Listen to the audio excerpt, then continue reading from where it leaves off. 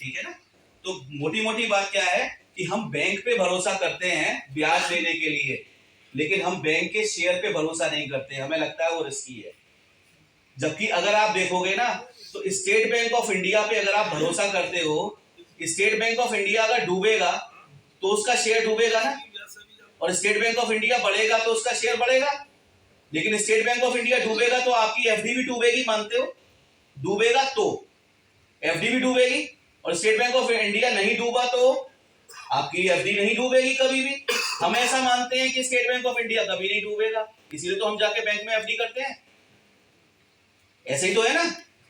अब मैं आपको एक बात बोलता हूं और समझ लेना आप उस बात को।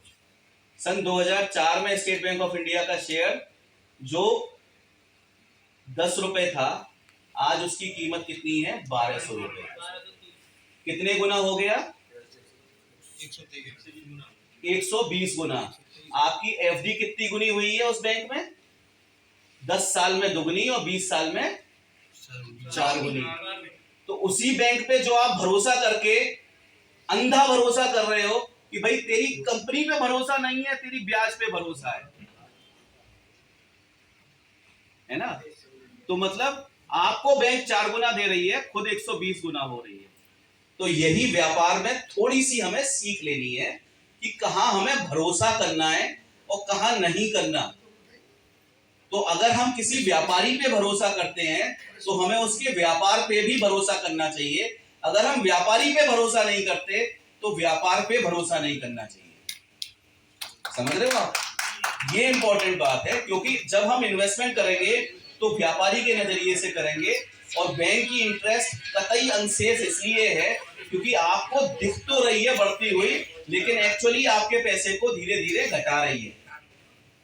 इसीलिए आपने कभी नहीं देखा होगा कोई ये कहता हो कि बैंक में एफडी करने की वजह से मैं अमीर हो गया।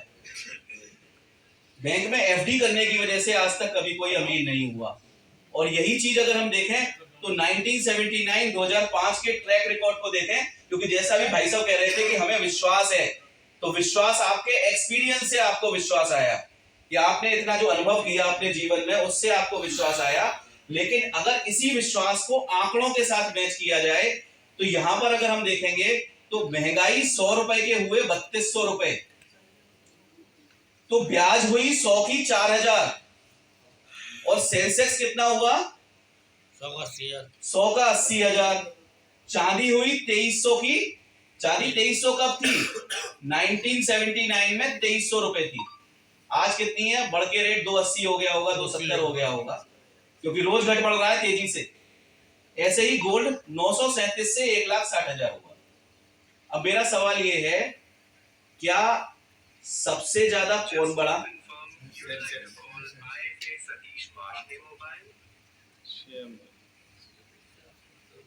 सबसे ज्यादा कौन बड़ा? कोई मुकाबला है इसका एफडी से, या एफडी का किसी भी चीज से कोई मुकाबला है?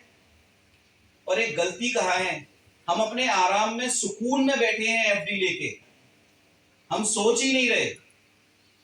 जबकि अगर हम सोचे तो हमारे पास विकल्प तो बहुत सारे थे। दूसरी चीज जो मैं बात कह रहा हूं ना आपसे कि सेंसेक्स बढ़ा या गोल्ड बढ़ा या क्या बढ़ा, ये डेटा ट्रैकन है, झूठ नहीं है। क्यों? आप गूगल है आपके पास, अपने फोन पे दबाइए 1979 में सेंसेक्स क्या था। मेरे पे क्यों भरोसा कर रहे हो आप? अपने आप पे करो। और अगर 100 के 80,000 हुए तो फिर बात सही है। अब मैं बात कहूं रिस्क कहां है, आप मुझे बताना। 2 भाइयों का बंटवारा हुआ, 3 भाइयों का हुआ, बंटवारे के समय तीनों को 10-10 लाख रुपए मिले। एक ने ब्याज में लगाए, एक ने शेयर में लगाए, और एक ने क्या किया? गोल्ड में लगाया। ठीक, आज ब्याज वाले की हैसियत और शेयर वाले की हैसियत में कितना अंतर होगा, क्या आपको बता पाओगे?